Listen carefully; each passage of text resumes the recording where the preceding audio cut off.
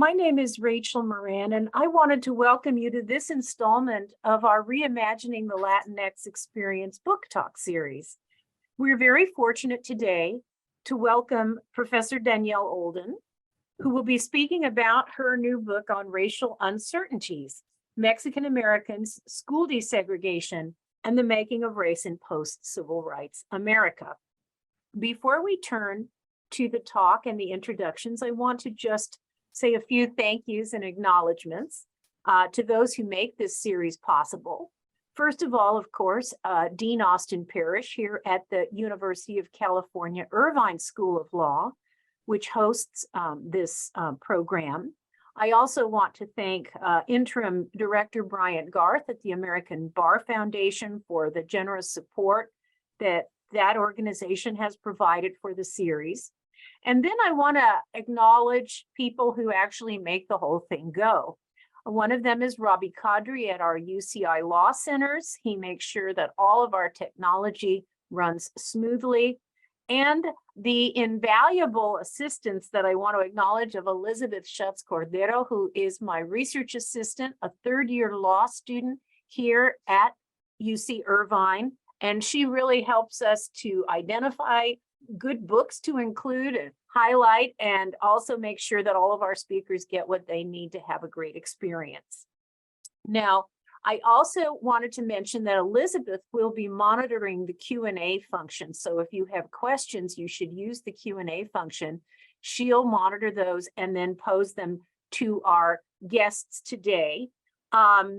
We are also going to be able to post in the chat function, we hope, a discount on the book. So if you want to buy the book after hearing this talk, you can get it for 30% off. So we will be providing that shortly, but we want to make sure that all of you know about that opportunity. So now I want to introduce our author, Danielle Olden, and her commentator, Dr. Tom Romero, who graciously agreed to give some remarks about the book. Professor Olden is an assistant professor of history at the University of Utah. She received her PhD in modern U.S. history at Ohio State University. This is her first book, but she has published many other articles in journals like the Western Historical Quarterly and Qualitative Inquiry, and also will be appearing in a forthcoming volume entitled Beyond the Borders of the Law: Critical Legal Histories of the North American West. Her scholarship has been supported by the National Endowment for the Humanities, the University of Utah Tanner Humanities Center, the Charles Redd Center for Western Studies at Brigham Young University, and the Ohio State University Graduate School, among others. She also received a Presidential Leadership Fellowship from the University of Utah in 2021. And was named a Rising Star in the Humanities by the College of Humanities at the University of Utah in 2017, and also got a faculty fellowship from the National Endowment for the Humanities in 2016. So thank you, Dr. Olden. And now I wanted to turn to her commentator, Dr. Romero, who is an associate professor of law and affiliated faculty with the Department of History at Denver University. He's published widely, and his research focuses on legal history of the American West, with a particular emphasis on the relationship between race and water law, school desegregation, property, land use, and urban development and local government.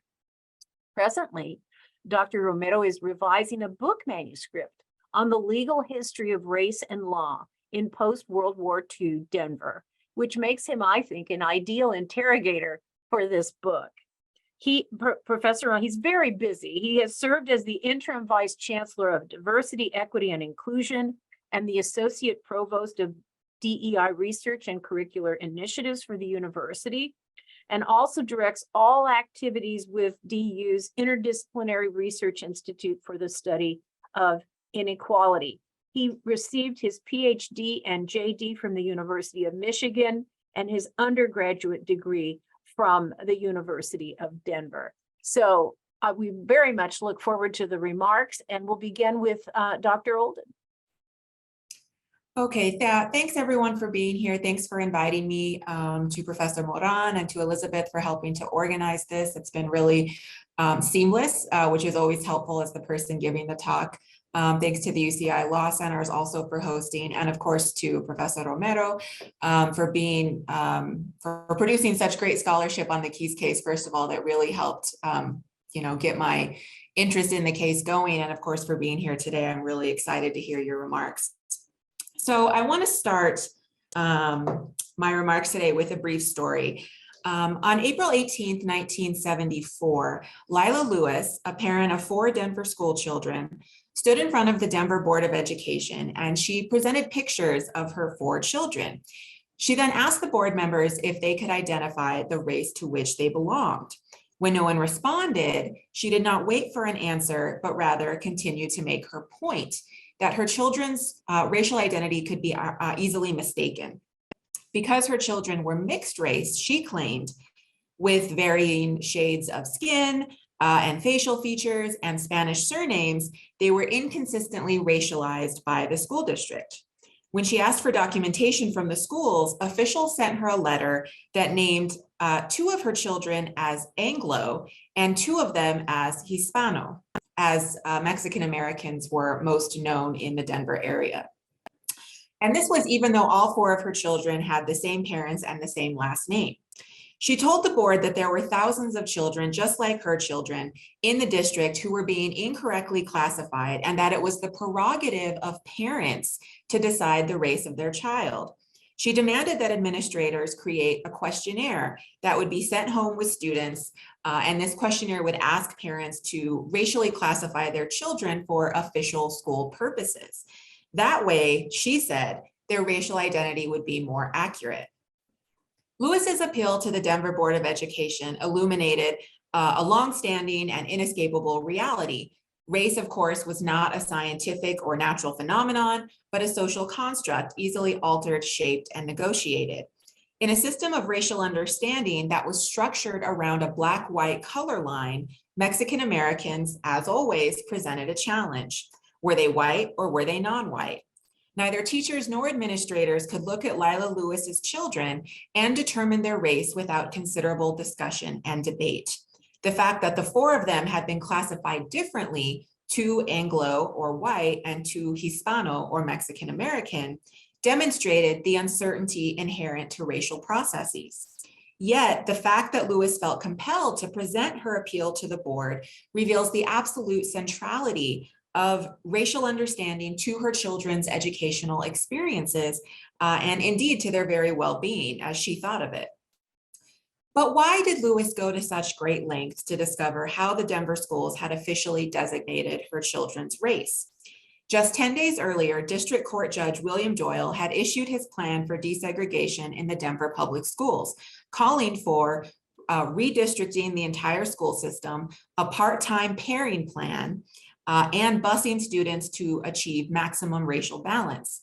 Racial balance, of course, meant that each child had to be racially classified and then distributed throughout the city. Now, Judge Doyle's order paid particular attention to 3 groups of students: Black students, Anglo students, and Hispano students. Depending on how a student was racially categorized, they could remain in their neighborhood school for all or part of the day, or they could be bused to other schools for all or part of the day. Race, therefore, was of the utmost importance to parents like Lila Lewis. In Denver, then, the debate over school desegregation was not only about the constitutionality of court-ordered desegregation in a city that had never mandated segregated schools, the pros and cons of busing, or the social upheaval and violence that accompanied integration. It was also very much about the meaning and application of race itself. But let's go back a little bit, figure out how we got here. So in 1969, parents of 8 school children filed suit against the Denver schools, and they argued that the public school systems deliberately segregated minority students from Anglo students, and they sought the immediate desegregation of Northeast Denver schools. Keys versus School District Number 1 was the first quote, non-Southern school desegregation case that the Supreme Court ruled on, and it did so in 1973, and thus it is a significant ruling. In my book, I used the case, the community response to it, and the grassroots mobilization around it to talk about how race was understood in Denver in the late 1960s and 1970s within the context of the city's battles over school desegregation. And in particular, I focus on debates over Mexican-American racial identity. Were they white or were they non-white? I argue that these debates were pivotal to the transformation of racial knowledge in the 1970s. As the courts wrangled over whether Mexican Americans were white or non-white, Denver residents tried to maneuver around the court-ordered desegregation plan by claiming alternative racial identities, or like Lila Lewis, by pointing out the arbitrariness of racial classifications, the elimination of which would have made it nearly impossible to create racial balance. The historical record shows that Mexican Americans were central to these conversations. This history of school desegregation then demonstrates that the race work in between Black and white is fertile ground for examining the complexity and the absurdity of race in modern America, as well as the longevity and adaptability of Mexican American whiteness. As people tried to articulate, negotiate, and adjudicate Mexican American racial identity, they brought to the surface long-standing debates over the relationship between Mexican Americans and whiteness, and also the role of the state in determining racial identity in the post-civil rights nation. Denver's school desegregation case and the various Mexican American responses to it challenged what had become kind of common sense understandings of race, ethnicity, and culture. As in other cities with multiracial student populations that included Latinxes, their very existence in the public schools forced the courts, attorneys for both sides, school officials, and parents to grapple with the racially in-between status of Mexican Americans.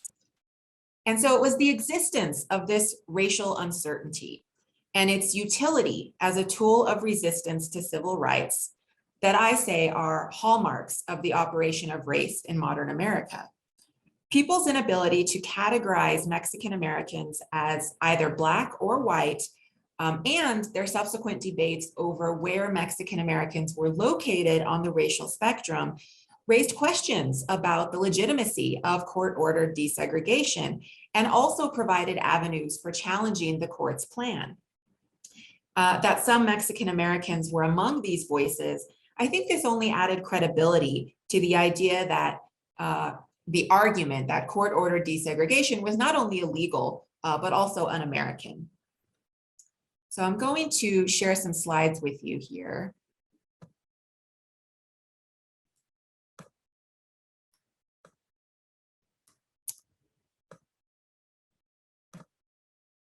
All right, there we go. And this is a map of Denver neighborhoods in the 1960s and 1970s. So Denver, of course, is situated in the heart of the Mountain West. It was a multiracial city, similar to and yet distinct from other metropolises in the West. Although it was a northern city, and Keyes was and is considered the first northern school desegregation case that the court ruled on, its definition as a Western city has, I think, precluded a serious examination of the case by historians of school desegregation and post-World War II racial formation. And I should say that there is a lot of excellent legal scholarship on this case, but in general, historians have not discussed it very much, and it certainly has not played into interpretations of post-World War II racial formation. And so here in Denver, it was the multiracial character of the case that presented several avenues of opposition to the court's desegregation order. Mexican Americans not only joined those who supported integration efforts, large numbers of them, in fact, challenged the plan. Although their objectives for doing so often differed from white people, they frequently adopted the same rhetoric and tactics. Some of them challenged the school district's racialization of their children in order to point out the absurdity, as they saw it, of an integration plan that required racial balance. Others rejected their classification as, quote, minorities and insisted that they were American. By examining these various Mexican-American racial and political subjectivities, and by putting them into historical context, I begin in the book to suggest important revisions to the history of colorblind racial ideology. Now, by narrowing my study to this one case in this one city, I am able to highlight the centrality of the American West and specifically the centrality of Mexican Americans to our collective understanding of race in the United States.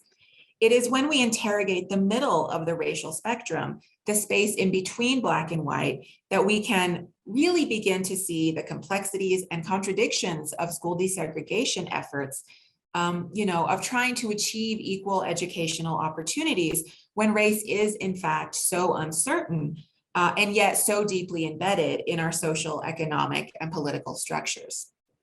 So what I want to do now is just give you a brief. I don't want to spend too much time in this talk talking about the intricacies of the case as it made its way through the courts. Rather, I'm going to try to provide a very quick sketch of what that looked like. So as I said, the case was filed in 1969 on behalf of 8 families, and these families represented Black, white, and Mexican American students. Now, the case was focused on the northeast sort of corner of the city, and in this map, you can see the Park Hill area was sort of the center of integration debates when they originated. Now, when the case was filed, they're really looking at Northeast Denver, but they're also looking at the city as a whole, and they actually argue that the entire district is in fact segregated, and that the way that the plaintiffs construct the case is they construct what I call the Anglo-minority binary, and they group African Americans and Mexican Americans together into a quote minority classification and kind of juxtapose that grouping to white or Anglo students. And so in the courts, a lot of their exhibits kind of point to these distinctions between Anglos on the one hand and minorities on the other hand, which included both Black and Mexican American students. Now, the district court ruled on the case the first time in 1970, in March of 1970. However, the court did not buy the plaintiff's Anglo-minority construct, right? They said, yes, Northeast Denver schools are absolutely de jure segregated. This is against the law. But they did not believe that it was legally acceptable to group Black and Mexican American students together for the purposes of proving segregation in particular, the central area of the city, which was a little bit more diverse. Okay, so the court actually said, Judge Doyle said that grouping these two groups of students together, quote, remained a problem and a question. And so the result of this is that even though the plaintiffs won, 12 of the central city schools that the plaintiffs said were segregated, Judge Doyle said were not segregated. Okay, now let me explain this a little bit. So these 12 schools in the center city area had large percentages of both Black and Mexican American students combined. All right, so that's why they combined these two groups of students to show that the district was engaging in practices that kind of grouped these students together and tried to keep them as separate from white students as possible. So the plaintiff said these 12 schools were segregated because of that fact. Because Judge Doyle did not buy the Anglo-minority construct, those 12 schools were not included in his first desegregation plan. So both the plaintiffs and the defendants appealed the case to the 10th Circuit Court of Appeals. The defendant school district, of course, maintains the fact that they argue that they are not guilty of de jure segregation, and they want the appeals court to rule in their favor. The plaintiffs have appealed because of the fact that, among other reasons, but for our purpose today, the main point is that Judge Doyle did not buy the argument that you could group African Americans and Mexican Americans together to prove segregation existed.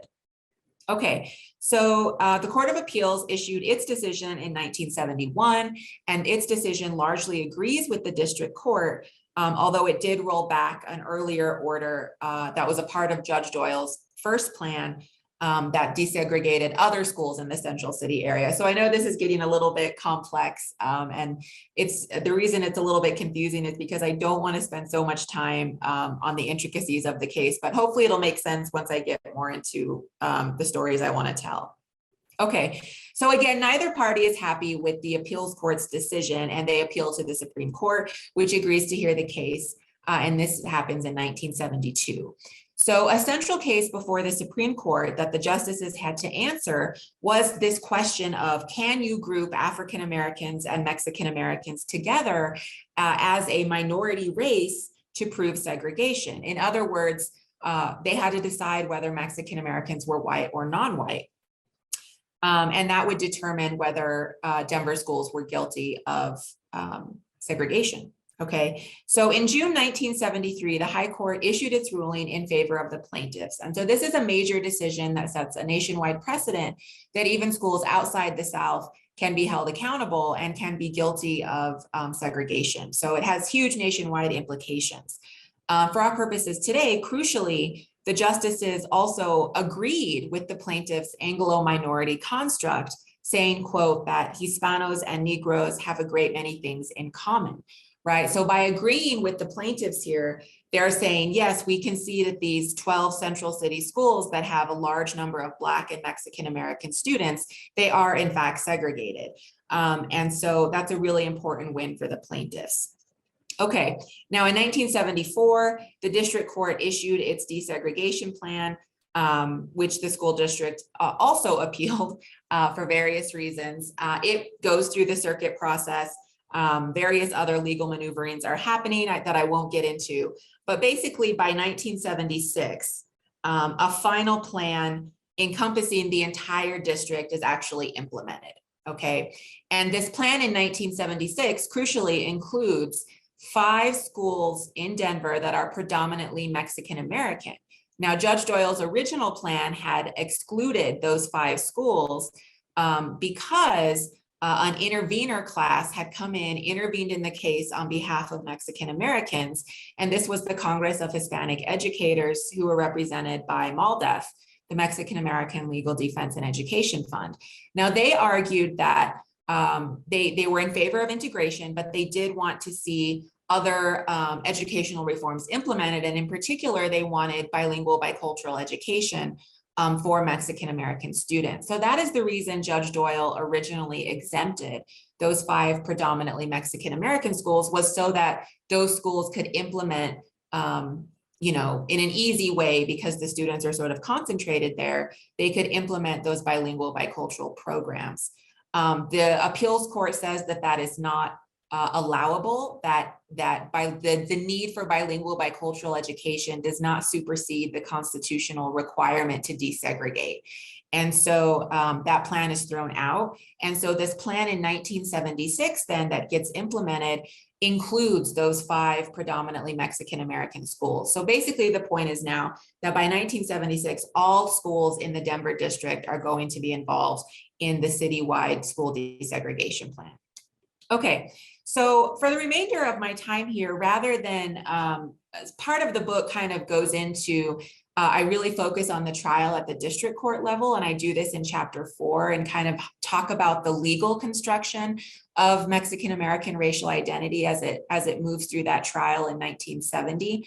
But what I want to focus on today is kind of the later part of the book, where I get into how various different groups of Mexican Americans responded to the case, how they organized around it, kind of, you know, where they sort of situated themselves in relation to calls for school desegregation.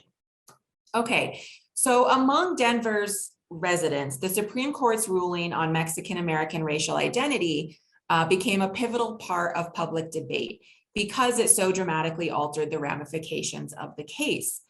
As I said, under Judge Doyle's original ruling, only Northeast Denver schools were affected. Now, many more schools potentially could be segregated, and many more students would be involved in the desegregation remedy. So after the Supreme Court ruled in 1973, the Denver Post staff editorialized that it was strange that the justices would make this decision when, from what they could see, most Mexican Americans in the city did not seem to favor integration. Now, the editor admitted that Mexican American children often did experience the same educational inequities as Black children, but he insisted, quote, that most Hispanos in Denver, the articulate ones at least, apparently do not want their children to have the same degree of school integration sought by most Blacks.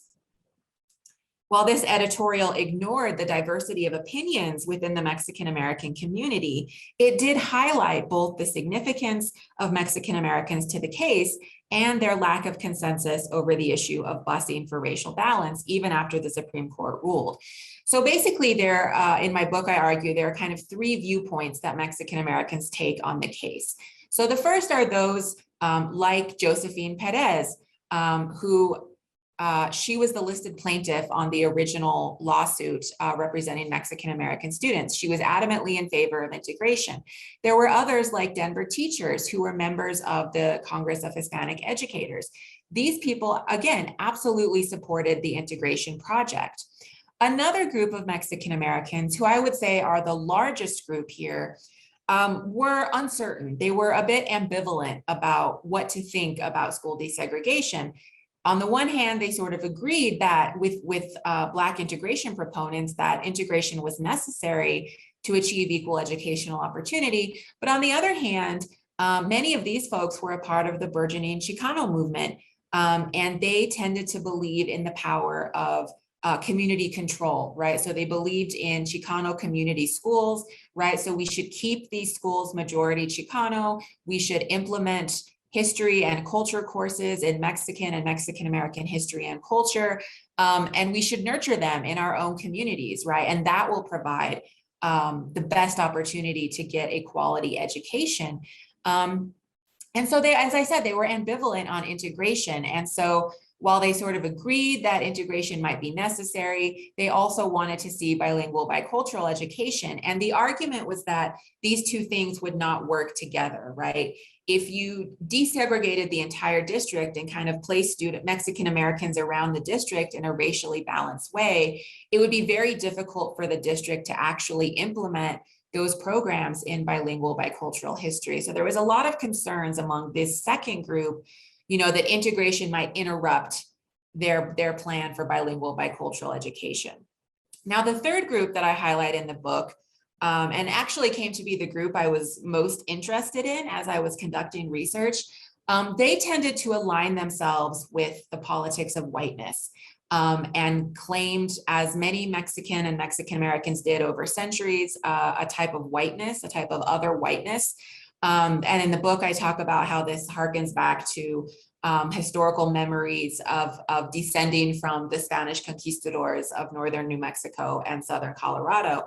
And I won't get too much into that in the talk here, but if you have questions about that, I'm happy to discuss it more in the Q&A. But this third group tended to identify as Hispano, right, which was more of an ethnic identity than a racial one. They identified racially as white and tended to align themselves with the white conservatives who are protesting school desegregation efforts. And so they actually kind of joined the growing anti-busing movement in the United States, and certainly they did in Denver. Okay, so those are kind of the three outlooks that exist within the Mexican American community. Now, I argue in the book that this story is absent our understanding of post-1964 civil rights history. Historians have examined school desegregation battles and the fears of forced busing in the North as important aspects of shifting political sensibilities in the 1970s. But I think that we have missed an important part of this story by ignoring the experiences and contribution of Latinxes. Where did they stand in these debates? How did they contribute to or challenge the emerging discourse of colorblindness, right, which is emerging as a way to respond to the integration pushes of the era? How did their very existence shape civil rights opponents' resistance strategies? Busing for racial balance and also affirmative action, which was often a part of school desegregation plans, and it definitely was in Denver. These were the two issues that most ignited the opposition of liberals and conservatives alike. Their rejection of race-conscious remedies helped nurture a budding anti-classification form of colorblindness, what Ian Haney Lopez has called reactionary colorblindness. As a strategy of resistance to civil rights remedies, hostility to racial classifications has proven an effective method. Of course, it uses the language of anti-racism to argue against race consciousness. As one example here, the Colorado State Board of Education submitted a brief supporting the defendants in this case, and they argued in that brief that race consciousness was a violation of the principle established in Brown because it perpetrated the same racism that motivated classifying students by race during the Jim Crow era. While Haney-Lopez applies the term to legal doctrine, I think it is also a useful way to understand how regular people shifted their thinking on civil rights. Examining the post-civil rights period with Latinxes in mind sheds new light on how this transition occurred. In the time period between the passage of the 1964 Civil Rights Act, which ended segregation, and really this period in the 1980s when colorblindness comes out in full force. So during this period, I say that questions over Latinx racial identity helped grassroots opponents of race-conscious policies like court-ordered racial balance chart out new forms of resistance. And it was also during this period that Mexican Americans began to shift their own civil rights strategies away from legal whiteness arguments to racial discrimination arguments. From a litigation standpoint, it made sense to shift strategies because Mexican American civil rights attorneys, were operating in a new legal racial regime, brought on, of course, by the passage of civil rights legislation in the mid-1960s. Legal segregation was now over, and the federal government now offered protections against discrimination. This landmark piece of legislation, notes historian Nancy McLean, quote, enabled Mexican Americans to embrace non-white identity without assuming the risk involved when discrimination was legal. However, this transition was complicated as both the courts and various state bureaucracies struggled to determine whether or not Latinxes were meant to be the beneficiaries of anti-discrimination law, whether they wanted to be the beneficiaries, and how to determine whether one was indeed a racial minority. And as I said, Mexican Americans, in fact, took an array of positions on the case. And these three groups that I've outlined, I think is an effective way to kind of demonstrate these shifting notions here. Okay, so I'm going to skip forward here a little bit because I know I only have a couple more minutes.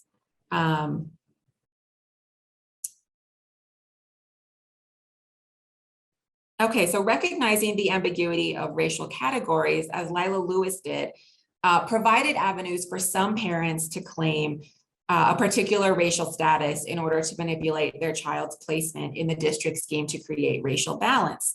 Another parent, Marguerite Cardova, also argued that parents should be able to decide the race of their children and that they should get to change it if they found it was incorrect. The district's method of classifying students based on teacher observation of hair and skin color and texture, of eye shape, and the sound of their name was simply not an accurate method. Another response to the Supreme Court's determination that Mexican Americans were minorities was a large outcry from certain segments of the Mexican American community that they were not minority. Now, again, most of these people preferred the term Hispano as a self-identifier, and they tended to be more well-established in the city. Many of them were middle class and upwardly mobile. At a school board meeting in 1971, one Mexican American city leader insisted that his community did not want integration, and he indicated his distaste for being labeled a minority. Hispanos, he said, were culturally different, and this was not the same thing as the Black situation. African Americans were racially different. When this same individual later ran for the school board as an anti-busing candidate, he claimed to represent the majority of Hispanos in the city when he proclaimed that they were, quote, incensed because Judge Doyle's order singled them out from the mainstream of American society. For him, the Keyes case and its racial implication challenged the life he had built within the American white mainstream. Now, the last thing I'll talk about is kind of how this sentiment took center stage in 1976, when parents in one neighborhood, it was the Swansea neighborhood, which is up here kind of in North Denver, up here.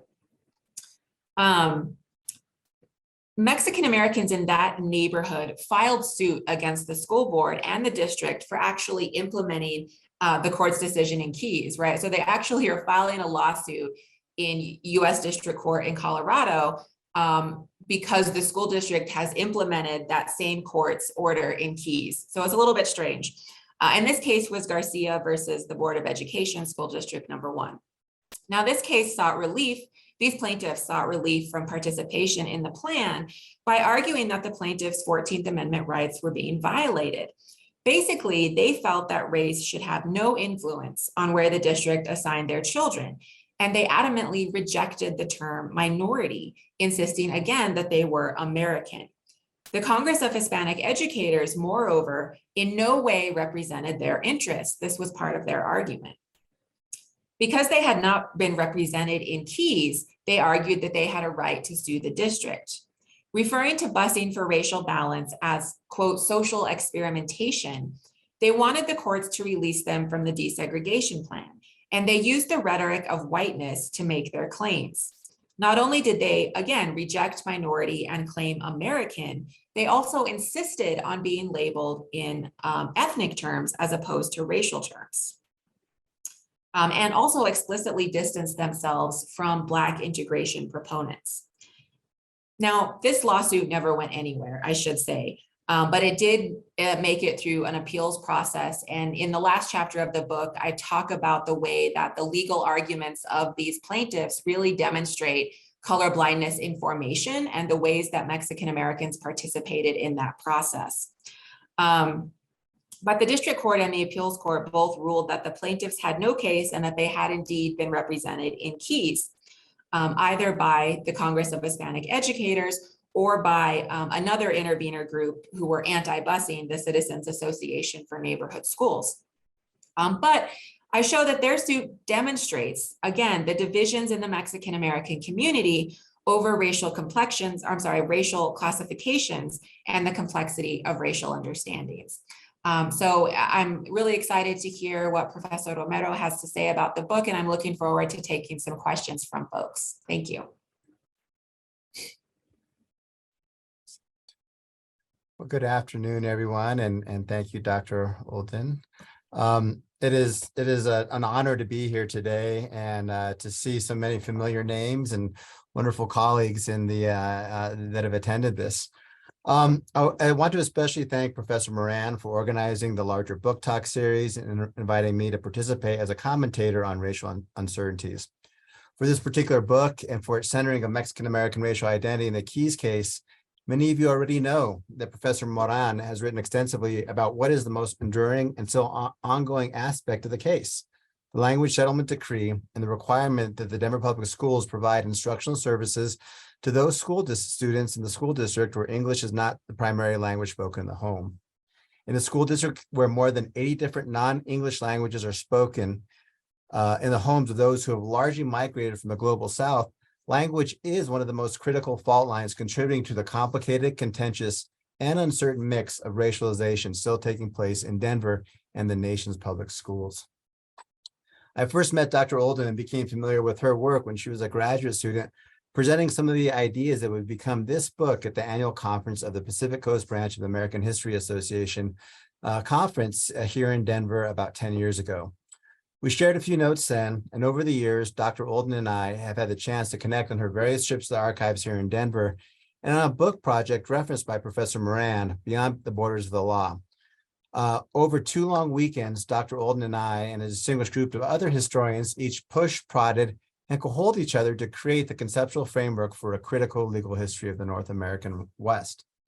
At its core, such histories now and moving forward focus on law's determinative role to exercise raw and unbridled power to punish and oppress, to classify and reward, to condition and obfuscate, and to make all of its social, economic, and political outcomes seem inevitable, natural, and the logical and unbiased outcome of a just legal order. Particularly when it comes to race in the United States, and more precisely, the legal color line between whiteness and non-whiteness, these outcomes, as Dr. Olden demonstrates in Racial Uncertainties, are rarely logical and are always contested and subject to negotiation and resistance.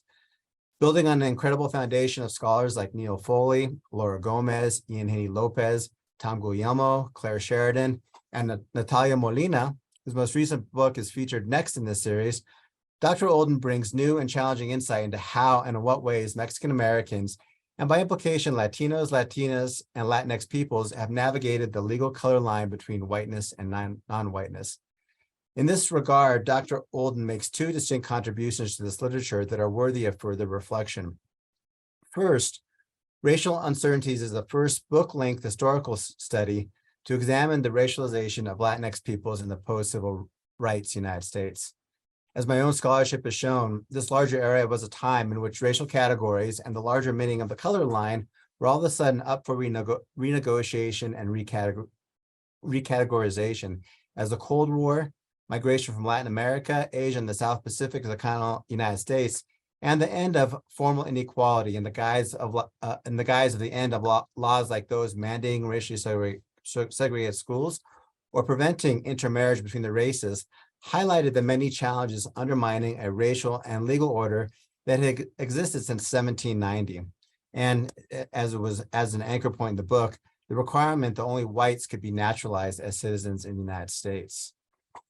In Racial Uncertainties, Dr. Olden deftly examines and places into larger context the suddenly new choices facing Mexican Americans as they both navigated and themselves worked to create a new post-civil rights color order. Whereas prior to the 1960s, it made strategic sense for many Mexican Americans, especially those who wanted to or had access to political and legal power, to claim whiteness. In the 1970s and in the 1980s, Mexican Americans could strategically and without shame claim non-whiteness as a social, political, and legal category. The terms on which this happened, however, indicated the problems of understanding non-whiteness as a monolithic whole and the challenges of a larger people of color politics, one that we today see in terms like BIPOC and its larger meaning as a matter of a legal remedy and coalitional politics. The fact that many Mexican Americans chose not to identify as Chicano or Chicana or non-white more generally highlights the second important contribution that Dr. Olden makes to the larger history of whiteness and Latinos and the larger understandings about racial formation in the United States. Because many Mexican Americans, in the words of both the courts and the community itself, had a different history of discrimination than that experienced by particularly Black folks, including being punished for speaking Spanish in schools or being harassed for being non-American, even though they were an American citizen. A substantial and very vocal number of Mexican Americans double down on their claims to and embrace of whiteness. As Dr. Olden convincingly shows in the book, in context of the post-civil rights United States, these Mexican Americans were central to and important contributors to the rise of the conservative right during this time, including its embrace of color blindness and the culture wars it has produced, from the backlash to the multiculturalism of the 1990s to today's anti-CRT movement raging in state houses and school boards across the country. The result is a community divided against each other, where battles over Chicana or Chicano studies, the term Latinx or Latine, and the larger commitment to bilingual education and racial and ethnic diversity of teachers and school administrators reflect the still ongoing and uncertain meanings of race and color in the contemporary United States. So I'll end my comments with two final observations. First, it is critically important to consider the centrality of classrooms, school boards, and campuses to these larger battles over the meaning of race and the color line. From Brown v. Board of Education to Keyes to the current Harvard University case before the Supreme Court and the spate of anti-CRT or anti-DEI initiatives all over the United States, our children and what they learn about history and the larger meaning of America have been and continue to be at the center of the meaning of our racial order. To be sure, and in Gary Gershell's own understanding of the American crucible, the ongoing and ever-present tension between civic nationalism and racial nationalism takes place each and every day in our nation's centers of education. Indeed, it could be argued that the terms and conditions upon which the struggle takes place are produced, contested each and every generation in our schoolrooms and our campuses. Second, Dr. Olden reminds us in Racial Uncertainties how and in what ways local studies, like the one she majestically details in Denver, provide important insight to larger national conversations. In this case, the meaning of the color line in the last 50 years. To be sure, this year we celebrate the 50-year anniversary of the decision of the United States Supreme Court to desegregate the Denver public schools. It is a seminal event for those of us here in Colorado who ourselves struggle mightily to define the most important events, people, and symbols of our shared Colorado heritage. For this reason, I wanted to briefly share 2 slides that I regularly show in talks I give around the state about the history of race and the color line in the United States. So let me share my screen here really quickly.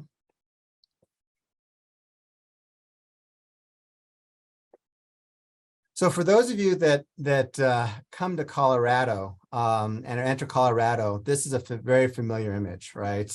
It is at the state line as you cross in from any part of the state through its major highways. And when I give these talks around the state, I ask everyone in the audience, what does this sign evoke for you, right? What does colorful Colorado evoke for you? And of course, many people, right, sort of give the answers of a natural landscape, right? The Purple Mountains majesty, the golden fields of grain, the red rocks, right? It is a Colorado that is devoid of people, right? But what I want to tell them, and this goes back to Dr. Olden's study, racial uncertainties, the larger importance of the law, right? Colorful Colorado is really about a larger color line, right?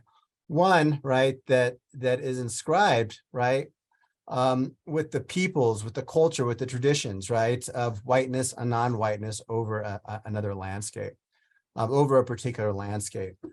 So I share this slide at the end of my talk, on my talks normally, as one way to sort of understand, right, what this means. This, as you see here, is a mural that up until recently, you could find at the Denver International Airport, right? So another point of intersecting and encountering Colorado, right? And of course, this is a colorful Colorado that is painted very different than that sign, right? It documents not just the red rocks, right? The Purple Mountain majesty, right? The white snow, the fields of grain, but the people, right? Who have a long and enduring history, right? Of persistence, of agency, of oppression, and of triumph, right? Over these landscapes. So I share these slides, I think most importantly, right, to highlight for me the larger tension of racialization and the ongoing battles and meeting of color consciousness and color blindness in the larger post-civil rights America. To be sure, in the post-civil rights United States, America's civic nationalism can only be achieved by understanding and coming to grips with its similar commitment to racial nationalism and the choices of those, like Mexican Americans in Dr. Olden's study, to write themselves as racialized actors onto a legally constructed landscape, or to deny altogether that a color line even exists in the cities, states, and nation that we live, work, learn, and travel. And I think with that, we have some time for some questions and comments from Dr. Olden. Yes, well, thank you so much, Professor Olden and Professor Romero, for those wonderful remarks. If you would like to ask a question, please put it in the question and answer function, and then Elizabeth can pose it to our panelists. In the meantime, I did want to let you know that the link to the discount is now in the chat function, so you can get the flyer from UC Press. In addition, someone thoughtfully included a link for those who are here at UC Irvine to the library resource that we have for the book. So thank you for that. And Elizabeth, do we have any questions? Yeah, one question asked where the mural was moved to. Currently, it's in storage. My understanding is that mural will come back into the main terminal of the Denver International Airport once they have completed all of the renovations that are happening. And then while we wait for the audience to put in their questions, I actually thought it was very interesting that when you look at the transcripts of oral argument in the affirmative action cases, these issues of whether the categories cohere comes up. And it's interesting because you talked about the normative critique, which says the Constitution is colorblind. But this is an empirical challenge to the workability of the categories, whether they even mean anything. The court used the term incoherent to describe racial categories. And if they're incoherent, then that's not a narrowly tailored measure to achieve your goals. And so how do you deal with the possibility that the critique is shifted somewhat from the normative claims about colorblindness to empirical claims about the incoherence of the categories, which is part of what the book talks about and part of what Professor Romero commented about. Yeah, that's a great observation. And as I started reading the transcript in Keys and I started sort of seeing these arguments coming up, I immediately thought of, this is very similar to what people have been arguing more recently. And a lot of folks, on the right, sort of using Latinos in particular as a way to say that race is incoherent. Just look at Latinxes, right? What are they? The census says 50% are white. These other ones are claiming this and that. And I think that there's a way in which the right has sort of latched on to the fact that there is this historic uncertainty when it comes to Latinxes. And it's a way to prove in a legal sense, right, that race is incoherent and meaningless. So I'll let the legal scholars speak more to what this kind of means for jurisprudence today. But what I was trying to do as a historian was to just kind of say, there's a longer history of this. And if we can go back and trace the on the ground processes through which these ideologies came up and the role that Mexican Americans actually played in this process, right? Whether as subjects, right? Whether they're simply just the people being talked about or whether as actors engaging in this process as well. And I thought that might help shed light on ways that we can fight back against this type of ideology today, right? The rights latching on to the fact that race is a social construction, that means it's meaningless. And so why are we even talking about this, right? I think there are insights to be gleaned from this history that we might be able to implement in a modern sense. Professor Romero, did you want to add anything? And I think we now have a couple of questions too, so.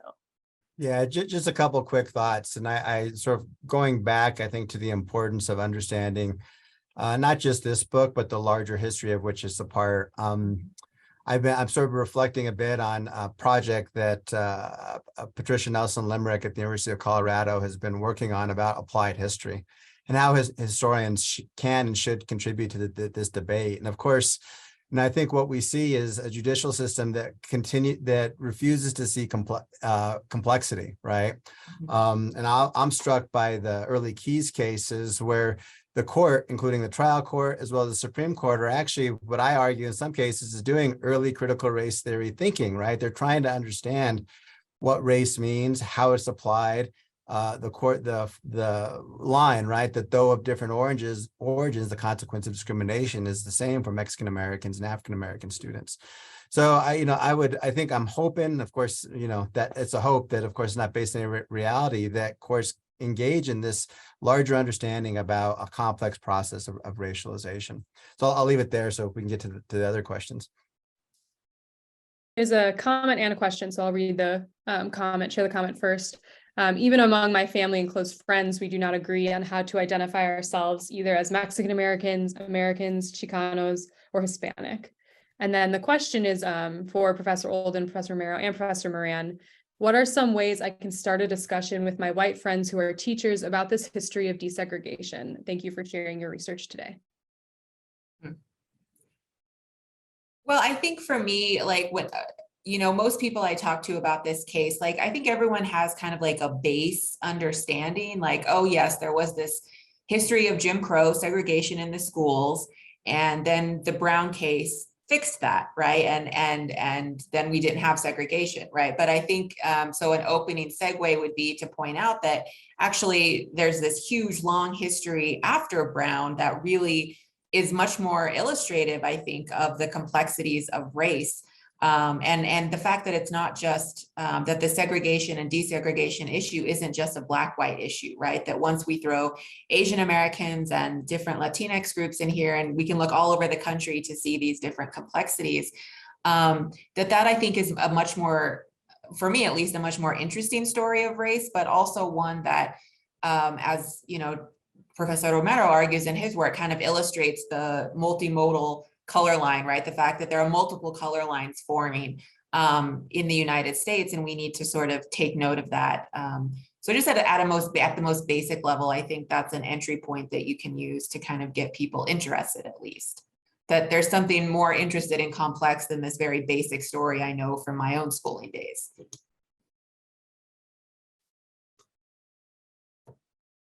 Professor Romero, did you want to add? It's such a interesting and I think an important question. And I think one of the things, and I certainly kind of going back to how I try to approach these issues is to find some common ground, some common language, right? And so as you saw as I just demonstrated, right? Taking that sign, right? Welcome to Colorful Colorado, I think is evocative for those of us in this space, maybe not for others, right? To sort of challenge preconceptions, but I think that's what I would encourage people to think about. Is there a classroom? Is there an anchor? Is there some sort of symbol that that you might think that you and your friends and or colleagues, right, might share, but what would kind of turning that symbol kind of upside down, look like, right, as part of this conversation. I do think classrooms, right, are another, just, speaking about what is the classroom experience like? Why on, every news channel, right, do we see parents, screaming at each other, right, at school boards? And, I think that might be another kind of real important point of engagement. And I just wanted to add very briefly that I've seen the push, for example, to get the Mendez versus Westminster case, an early school desegregation case, included in our California public school curriculum. There's a postage stamp, there's a documentary. I think all of those ways of popularizing some of these largely forgotten cases, I think Professor Olden pointed out, they've been neglected, is a really important set of tools to begin conversations, because they might be more accessible than reading the entire book or, what feels like an academic book. And so thinking about how to get that popular message out beyond the book, the community that comes to these book talks, I think is a very important and valuable exercise. So we are now just about out of time. So I first of all wanted to thank our presenters, Professor Olden and Professor Romero, for those fabulous remarks. I really enjoyed hearing all about the Denver case and the ways that you've complicated the history and put it in context. I also wanted to thank all of you who took time out of your busy schedules to be with us today. And finally, I wanted to alert you to our final book talk of the semester. Natalia and Professor Romero kind of gave you a little teaser on that one, but Professor Natalia Molina, who is a professor of American Studies and Ethnicity at the University of Southern California, will be speaking about her book, A Place at the Nayarit, How a Mexican Restaurant Nourished a Community. And we will benefit from comments by Dean Kevin Johnson from the University of California Davis School of Law and Jennifer Chacon from Stanford Law School. So I hope you will join us on April 5th, another Wednesday, April 5th, 2023 at 12 noon Pacific time for a conversation about that book. Thank you again.